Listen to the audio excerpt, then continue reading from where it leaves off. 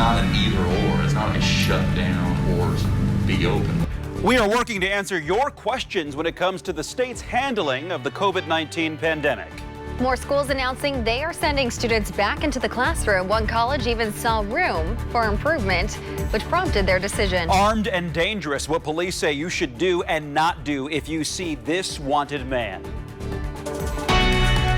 From the station working for you, this is WRTV News at 5, streaming now. And first at 5, the state's handling of the COVID-19 pandemic. WRTV is working to get your questions answered when it comes to the measures in place to mitigate coronavirus. Yeah, we asked you to engage with us yesterday by sending us questions you'd like Governor Holcomb to answer directly. WRTV's Megan Sanctorum took your questions to state leaders. This is the post on our Facebook page asking you what you want answered when it comes to COVID-19. This after Governor Holcomb shortened his COVID-19 press briefing and didn't take questions from reporters after, like he has in the past. Instead, he made himself available at a U.S. Department of Commerce event downtown. So today, we're working to get your questions from social media answered. Evelyn wrote on our Facebook page, Governor, why did you open everything up when our numbers are trending up? People were asking if there's a chance Indiana could go back to stage 4. In response, his office directed us to an audio recording from yesterday's event. Holcomb said during it, We're in a much different place today than we were back in February, March at the outset. And so in terms of our capacities, in terms of our testing, in terms of our tracing, in terms of getting the word out, being able to care for those who are truly in need. But obviously you take this day by day. Our moving average of new positive cases this week in Indiana remains over 1,100. The current positivity rate is 5.1%.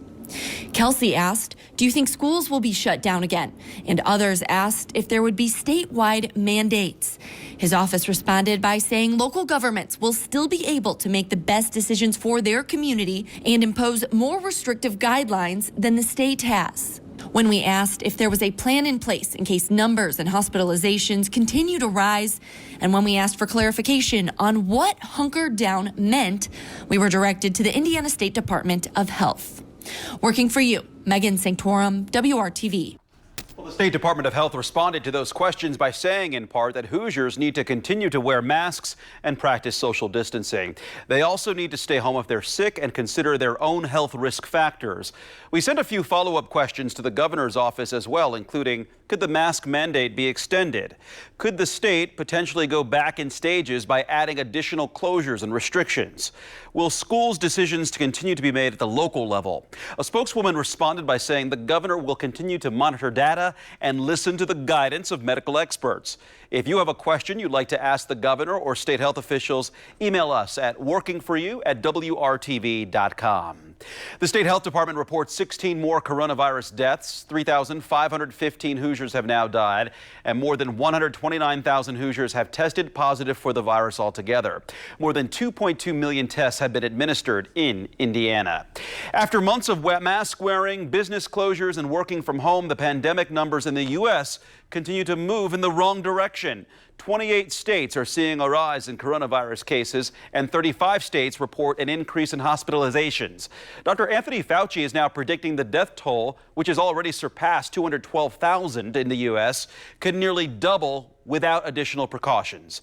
The economic toll is accumulating too. 7 months into the pandemic, more than 25 million people are still receiving jobless aid, an additional 840,000 Americans filing for unemployment benefits last week.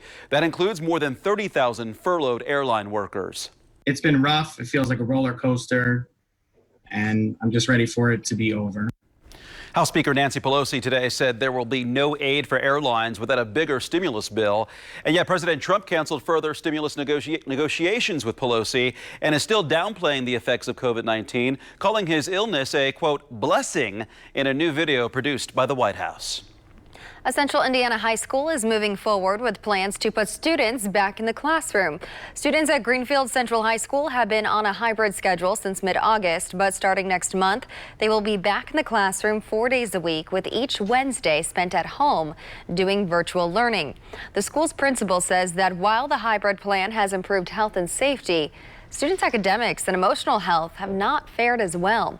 Greenfield Central schools have had only a handful of reported COVID-19 cases this school year. It's also back to in-person learning for students at a college that had to briefly go virtual. Last week, Franklin College decided to move all classes online for 1 week because of a spike in COVID-19 cases among students.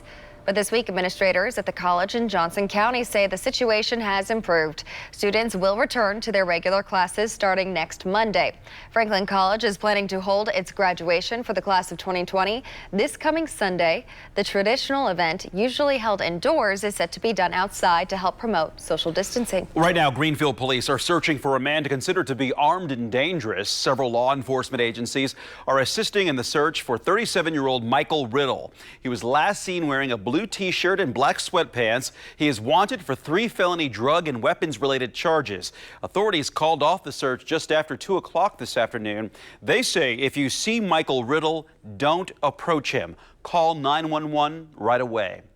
Indiana State Capitol Police are looking for an arson suspect, and they hope you can help. They believe the person seen here set a fire inside the IMAX parking garage at White River State Park last Sunday, October 4th. The fire happened around 5:45 in the evening. The person was captured on surveillance video starting the fire in a large trash bin next to a public entrance. If you have any information about the identity of the suspect here, call Crime Stoppers. That number is 317-262-TIPS. This big number is not the temperature, it's how many days our dry stretch has lingered. 51 days since our last big rain. We haven't had 1/10 of an inch on a single day since August 18th, and where there's something in sight. We'll talk more about that in a second, but not in the immediate future. Obviously, no clouds, no rain. It's beautiful again today across central Indiana, and temperatures have responded to the sunshine. With the ground so dry and the humidity so low and all that sunshine, it doesn't take much to get these temperatures going. Middle to upper 70s around the metro area. Martinsville's at 81. Terre Haute down to Sullivan, Evansville in the low 80s, and you see the 80s to the southwest. That's foreshadowing where we'll be tomorrow and on Saturday. Afternoon highs warmer and overnight lows warmer as well. 52 tomorrow morning. Notice what happens Saturday and Sunday. We'll have more cloud cover over the weekend. Direct result from Hurricane Delta. What we'll focus on when I come back is what is our probability of rain from the hurricane. No chance tomorrow. We'll have clouds start to stream in later in the day. These will be mid to high level clouds. Temperatures in the lower 80s for the afternoon high. There we go again. We'll talk about your weekend forecast and the temperature trend for next week. We'll do all that shortly. Now to the latest on the race for the White House. Last night's first and only vice presidential debate has a lot of people talking. After last week's presidential debate, a lot of people watching were relieved to see more civility and substance with less interruptions. Vice President Mike Pence and Senator Kamala Harris sat 12 feet apart, separated by plexiglass. With the White House facing a spread of COVID-19, the coronavirus pandemic took center stage. The American people have witnessed what is the greatest failure of any presidential administration in the history of our country.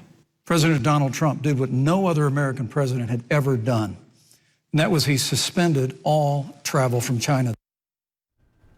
Pence claimed a vaccine is right around the corner, but experts say it likely won't be widely available until several months into next year.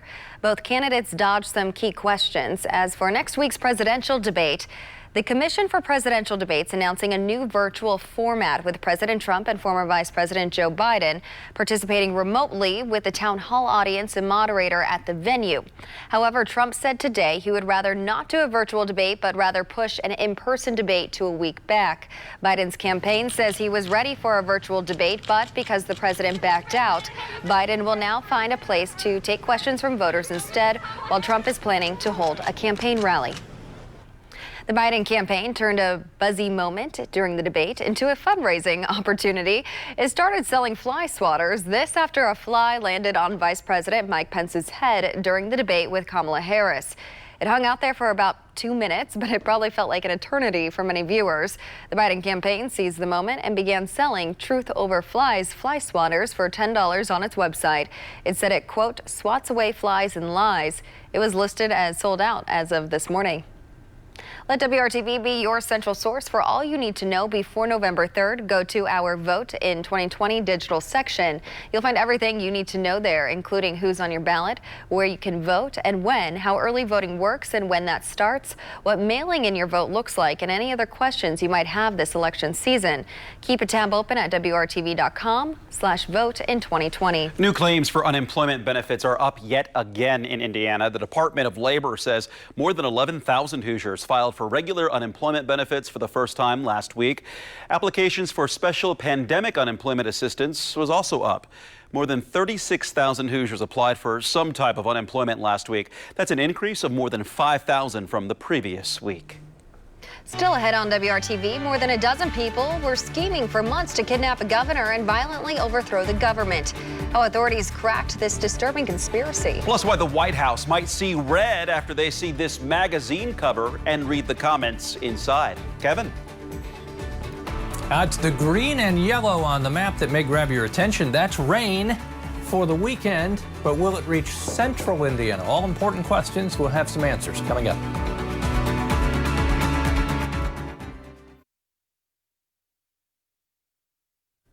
Breaking news tonight, Vice President Mike Pence is postponing his trip to Indiana.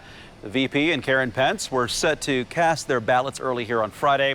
The White House did not give a specific reason, but says Pence is looking forward to rescheduling the trip. Early voting in Indiana runs until Election Day, November 3rd.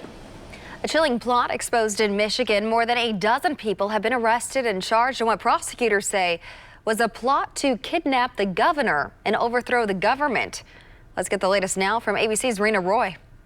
She was one of the top choices for Joe Biden's running mate in the 2020 presidential election. And now federal and state authorities saying Michigan Governor Gretchen Whitmer was also the target of a premeditated, intricate kidnapping plot. They also allegedly discussed killing her. The alleged conspirators are extremists who undertook a plot to kidnap a sitting governor. Authorities say 6 men arrested Wednesday night are accused of training, gathering weapons and tactical gear for months with the goal of kidnapping Governor Whitmer before Election Day, even allegedly constructing and testing improvised explosive devices to target law enforcement so they could attack the Capitol in Lansing and destroy a bridge. 7 others allegedly linked to the militia group Wolverine Watchmen, also facing charges under Michigan's Anti-Terrorism Act. The individuals in custody are suspected to have attempted to identify the home addresses of law enforcement officers in order to target them, made threats of violence intended to instigate a civil war. According to investigators, suspect Adam Fox said he wanted 200 men to storm the building to take hostages, including Governor Whitmer, and would try her for treason. They'd then use Molotov cocktails to destroy police cruisers. This case is one of the largest cases in recent history that the MSP has been involved in. In late July, Fox and another man, who was actually a confidential source for the FBI, allegedly scoped out Whitmer's vacation home, taking photos and videos. Fox saying, quote, "We'll go out there and use deadly force," according to the criminal complaint. The FBI says it first learned of the group's alleged plot early this year and began using undercover agents to track their activities, including a meeting in June when authorities say the suspects discussed violently overthrowing multiple state governments they believed were violating the U.S. Constitution. When I put my hand on the Bible and took the oath of office 22 months ago, I knew this job would be hard. But I'll be honest, I never could have imagined anything like this. The 6 men who were arrested Wednesday could face life in prison if convicted on the federal charge of conspiracy to commit a kidnapping. Rena Roy, ABC News, New York. Time magazine's latest cover makes a vivid statement about the Trump administration's handling of the pandemic. The October 19th issue features coronavirus spewing from the White House, which is now the center of an outbreak that has infected many in President Trump's circle. The virus cloud is so thick that it obscures the Time logo. The magazine takes the president to task for, quote, mocking health precautions, practically daring the virus to infect him, end quote. Time also says the president would sacrifice anyone, even himself, to not appear weak to the American public. An app that's usually for trick-or-treaters can now be used by families looking for safer ways to celebrate Halloween. Nextdoor's Trick-or-Treat map has been up and running since October 1st. The app is often used to find out which homes are passing out candy and the haunted houses in a neighborhood. But this year, Nextdoor says it's added new features for families looking to celebrate and social distance. The map will now show which homes plan to display Halloween decorations. That way families can drive by and enjoy the spooky decor. Santa Claus will be practicing social distancing this year as well. Several mall operators say they will have touchless experiences with Santas. That means no sitting on Santa's lap, and Santa's wearing face masks. The largest mall operator in the U.S., Indianapolis-based Simon Properties, says Santa will be visiting their malls this year, but declined to offer details. Ho, ho, ho, the word. Temperatures, they're going up, up, up over the next couple of days. We'll talk about, I couldn't decide whether I call it mild or warm, so I'll let you decide. I think certainly when we get into the mid-80s, that's on the warm side for this time of year. Next 4 days, temperatures stay well above average. The rain chances are there, they're just underwhelming. Not that great a chance that we'll see any widespread soaking rain, certainly. And the best chance along the Ohio River in areas southeast. It turns a bit cooler next week, but it doesn't turn cold. If you look at the temperature trend above the 80-degree mark, Friday, Saturday will be close. It'll just depend on the cloud cover. Sunday, we back off a little bit, and by Tuesday, you start to feel the difference. Notice the average high has dropped into the 60s at that point, the upper 60s. If you look at the weekend, I just want to focus on our chance for rain on Sunday, but 80 Saturday, any chance of rain is less than 20%, about a 30% chance on Sunday, 75 for the high. I'll put this in motion, should make landfall later in the day Friday, then turn north-northeast through Louisiana, portions of Arkansas, and then into Tennessee, Kentucky, and at least southern Indiana. But I'll point out this is one of the models that lifts everything a little more to the north. Some of the other models have it missing basically the entire state to the south and east. A big stay tuned on that.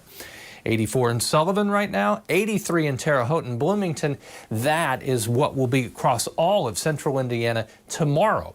Even though the sun angle's lower, it's still pretty efficient at warming us quickly under these conditions where it's so dry. Tonight we're mostly clear, temperature down to 52. As I showed you, we'll have lows about 10 degrees warmer as we go into the weekend. The wind tomorrow will pick up. It's a strong, warmer wind out of the south-southwest. That will grab hold of temperatures and pull those for the rest of central Indiana into the 80s through the afternoon hours. Even the lower 80s for Peru, Marion, Muncie. Then to the southwest could be mid-80s. Remember, Terre Haute and Bloomington were both in the upper 80s earlier in the week, 88 and then 89. Friday evening, a good night for Friday night football, a dry night. Clouds will be around, temperatures a little on the warm side, but with very low humidity. Shouldn't be much of a factor as you look at the forecast. Then for hourly conditions on Saturday, temperatures through the day warm pretty consistently. By noon, 72, and then to 80 in the afternoon hours. That's all of central Indiana where temperatures will generally be that comfortable or warm for this time of year. 7-day forecast will hold on to our chance for rain Sunday and on Monday. Monday, a cold front comes through. That may generate the rain, and it cools us off. It doesn't really make us that much colder. Temperatures are back in the 40s for lows, though in the lower 70s for highs. That's your 7-day forecast. Thanks, Kevin. Coming up here on WRTV, a life-saving lesson for parents of small infants. Experts say it's a matter of learning your ABCs.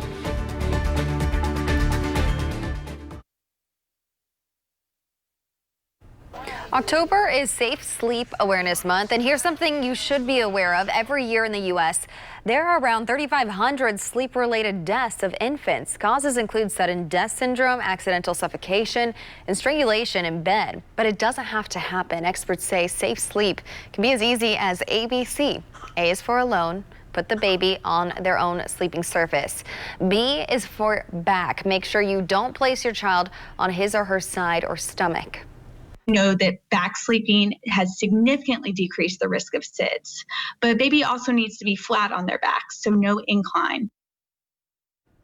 And C is for clear crib. Keep the sleeping area bare until the baby is at least 1 year old. Soft stuffed animals and blankets may look cuddly and comfortable, but your child could suffocate or strangle on them. Watch as an unsuspecting Australian surfer has a very, very close encounter with a shark. You can see it right there. Without even knowing it, pro surfer Matt Wilkinson was catching waves at Sharps Beach. He was being watched from above by a company that uses drones to watch for shark activity at popular surf spots. Good thing, too, because they were able to warn Wilkinson via loudspeaker that a 5-foot shark was swimming right beneath him. Wilkinson escaped unharmed, but it wasn't until he watched the footage later that he realized just how close he'd come to the fearsome fish. It's been a very good week for a TikTok star from Idaho. Video of Nathan Apodaca skateboarding while drinking ocean spray cranberry juice went viral last month. He sang Fleetwood Mac's song Dreams as he rode down the highway. Apodaca says his car recently broke down and he had to get to work. He grabbed a skateboard and a bottle of ocean spray from his car and recorded himself skateboarding. The video caught the eye of ocean spray officials. They showed up at Apodaca's house this week, surprising him with a new truck filled with their drinks. Apodaca says he could not believe it. He can be heard in this video saying, "No way," as company representatives explained that the truck really is his to keep. Tonight, WRTV uncovers a problem with police body cameras, why they sometimes don't catch everything, including important details in a case. What we are now finding, all new at 6 p.m.